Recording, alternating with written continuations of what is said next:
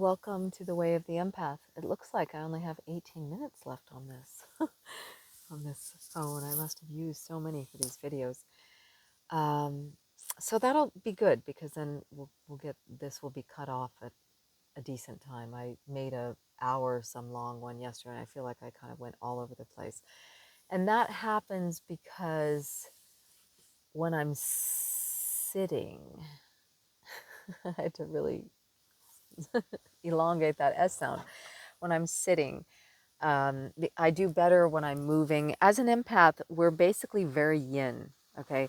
I know that might sound strange because we can go and go and go. I mean, I can literally teach a yoga class while I'm doing it, and my breath is not changing much, like ever. And I'm doing like a full on class. The reason for that is because the yin energy, the empath, the yin energy, and the pure yin I'm talking about, because there's toxic yin, there's toxic, just like toxic femininity, toxic masculinity, there's toxic yin, toxic yang, okay? Toxic yang would be like violence, for example. Toxic yin would be over passive. Um, so I have to be very, as an empath, we have to be very active because we're already very connected with the body, and we have a very, it's like, I think even Lao Tzu said this, but it's like mastery is to go towards the feminine. Like feminine energy is the level of mastery, and that we're all moving in that direction, whether the ego likes it or not. And I think that people have legitimate concerns and fears of why that is because why they are afraid is because they think, because of their own experience and their wounding. Like maybe for them, they see the feminine as evil because maybe they had a really mean mom and she was the feminine energy in their life and she didn't feed them. She didn't nurture them. She neglected them. Now, to heal something like that is to go into that person separate from them being biologically connected to you at some point. To heal this is to go to heal the mother wound, and I know there's a lot more to it than this. I can go into much more depth in my retreats and videos, deeper videos and stuff on the subject, but just to brush the surface on this, it's really like it's learning how to nurture yourself. So you're learning how to mother yourself. Your body is your child. Okay, we have a body from birth till death. Okay, this is the closest relationship we have is with our own body. It's our sheath. It's our anamaya kosha, physical food sheath. Anamaya kosha means food sheath in yoga, Sanskrit. There's more than that. I'm not going to go into all the different Maya, the koshas, just to keep it simple right now because I only have 18 minutes here to kind of discuss this. But so there's these, so the empath being the very feminine energy, okay, very yin, and very much needing movement, regular movement. It's like every animal, okay? Every animal is like that. Every animal is very active, except the human animal. Like the human animal is the least active. I'm not saying that lions don't, like sit around all day after they've eaten or whatever, okay? Or certain animals, they've eaten a big meal and they're gonna go and lay down for a while. That's not the same because that's a very temporary situation.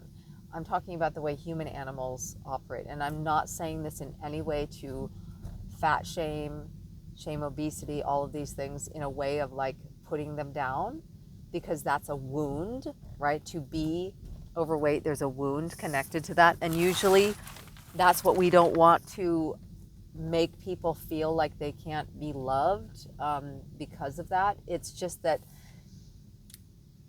the most important thing when you're healing to do is to not infect other people, okay?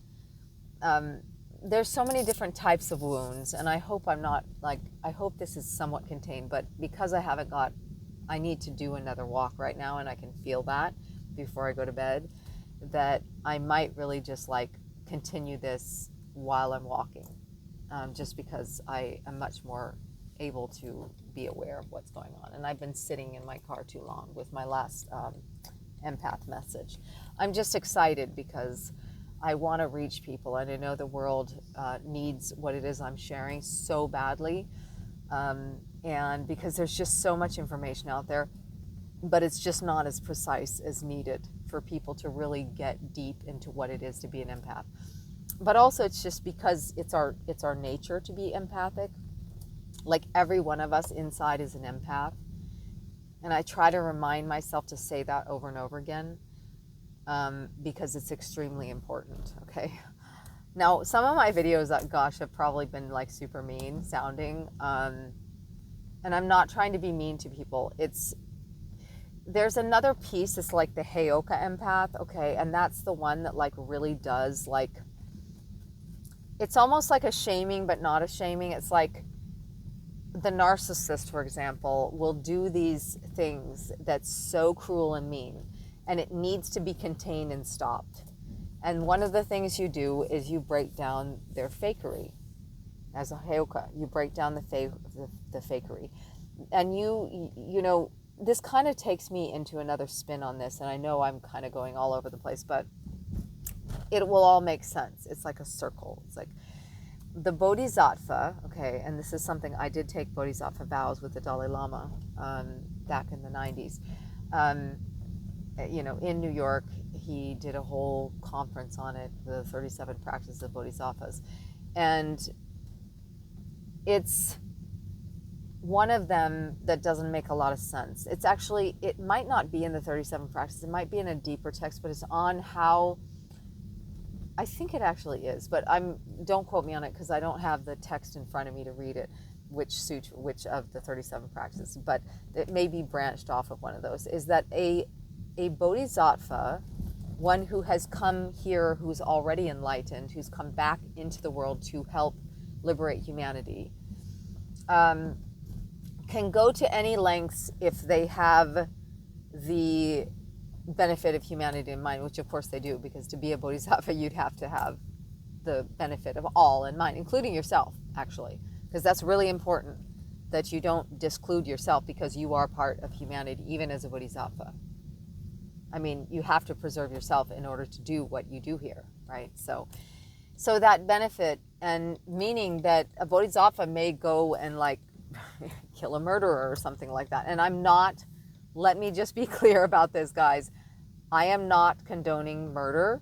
I am not saying go out and murder someone or do horrible things. I probably will get banned from YouTube even for having this one. I may not actually even publish this one, but I want to be really clear. Violence is exactly the opposite of the empath, okay? This channel is not about violence. It's about ending violence, okay? But the only reason I say that, like, I shouldn't have even said about the killing thing, okay? I don't know why I just did that. I think it's because it's, again, close waning moon is when all the darkness is there, and my Mercury's in Scorpio. So what it is, okay, is that you can break, as a bodhisattva, you can break the 5 Shravaka vows. One of them is spiritual bragging. Like you should brag to get somebody to change. Like if they're so stubborn that they need to be jealous in order to make a move that would benefit them, then go ahead. Spiritually brag how great this person is, how great you are, whatever it is, okay? Things like that, okay? That's one that specifically is one I wanted to mention, is about actually like bragging. Because you would normally never see a bodhisattva bragging, but it is a piece of, there's an effort in doing that, has to do with ending narcissism, okay? So it's like the Heyoka. Now, as an empath, we're done. We're done personally, okay? What that means is that we're not here for ourselves, in the sense of that we're not here to heal personal karma anymore. To truly be an empath, you don't have personal karma. Now, I want to be really clear about this, okay? Because it doesn't look like that. Just like one of my last messages to you guys was that water remains water even though it looks muddy, right? Okay? The empath is the pure water, okay? And that I'm not saying that you're an empath, if your water is dirty in a sense that It's that the empath is constantly releasing that dirty water, constantly moving towards the clear water. That they are identified with the clear water, not with the mud in the water. That's really it. There's this strong discernment in knowing that that's not me, that's not mine, that's yours. To the unenlightened, to the non-empathic one. And this is where we go into the heyoka. This is what triggers people. So the empath is triggering people, and we trigger people all the time. But that's a good thing. And I know that people would love, and they do it all the time. They love to deny that something needs attendance, like right there and now, like right here and now, right in front of them. Something needs attendance from them. But instead of attending to it, what they do is they deny it, they brush it under the rug, they sweep it under the rug, they hide from it, they pretend, they do anything but just attend to it properly so that it's no longer an issue. That's it. And that's something that's not, it's something, it's exactly why people need to, I'm not going to say, I don't know why the words come get a grip. I don't think that's the answer, getting a grip, okay? It's not that, okay? It's not. It's not that, okay? I can't even believe, no, it's not that I can't believe what it is right now, what it is right now, because is that as an empath, we are that pure water, and I'm around something dirty for this moment, right this moment, okay? And that dirtiness affected what I was saying. Okay, this is really important. This is why it's so tricky, okay, especially around the waning moon. Because things, almost like winter, things become a soup energetically, emotionally. And if you don't have clear discernment based on you knowing your integrity as an empath, knowing that I didn't do that, that's not me. I didn't do that to my body to have that energy, then you become unscathed. You become that pureness that is in fact what the empath is. Okay? You become unscathed. You stay pure. Okay? That's really important that is understood. Okay? When we have that being unscathed, we have that down. We don't give in. We see things as they are, and we see things as they are, and we don't allow those things to be anything other than what they are. And we allow whatever trigger that comes up for someone because of that energy, we attend to that. Someone may not want to attend to it. The person who has that energy that comes up, they may not want to attend to it. They may want to walk away. But usually that's not the case. And I was going to mention that this is when I also sort of run away as an empath. I mean, it's like, I'm not going to say I run away so much. What I do is, I just want to get clear on this so that people really hear the clear message. I stay away from, because people are emotionally harming themselves the last week of the waning moon or so. They're really doing things that are harmful to their emotional body. And because those who do this, and this is a lot of people, they're not dealing with their emotions properly. And there's a lot of people who do that. And so they go into addictions, and the empath is like, no, we don't go into addictions. So we end up being the one who's triggering and being like the heyoka empath. We're the one doing that because of the fact that we're capable of being able to draw out that negativity and that untruthfulness, and communicate what it actually is to others, and draw it to the surface like Chiron, the wounded healer, and say, no, that's not mine, when someone tries to project it. And they're not oftentimes even aware that they're projecting. That's really important to differentiate that as well. They're not even aware of how they're trying to project that. Okay? That's extremely important. Okay? So there are a lot of subtle things happening, and in order for people to heal, we have to be able to get past that. We have to be able to see it for what it is as empaths. We have to not buy into the game of the projection of it onto us, or the attempt of transference. And instead, I wouldn't say we necessarily deflect it so much. It's more like like I said, we attend to it. We go, oh, well, that needs attendance, and I can see that this is something that you have and that it needs some support. Now, I'm not saying that's always the case because sometimes it's so sudden and someone gets so triggered so suddenly that they get upset, okay? And they try to make it the empath's problem, because the empath is just living their life. We're just going along our lives, trying to do what we need to do, wash the laundry, get to our place where we need to go and do our healing, offer what we're doing, as empaths.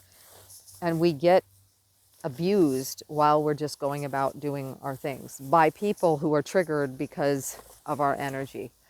Now, I think that's extremely important to say that, because it's something that if humanity doesn't learn from that, if people don't hear this message, then they are going to continue to keep doing this, and it's not going to be helpful for anyone, okay? It's like when we get this down, when people start getting that down, they start seeing that clearly, they can actually stop it, like eternally. So I have to drop something off for a massage person here in this building, and she had asked me to do it because she has a morning appointment, but I forgot exactly what she needs. So let me go over what I have here.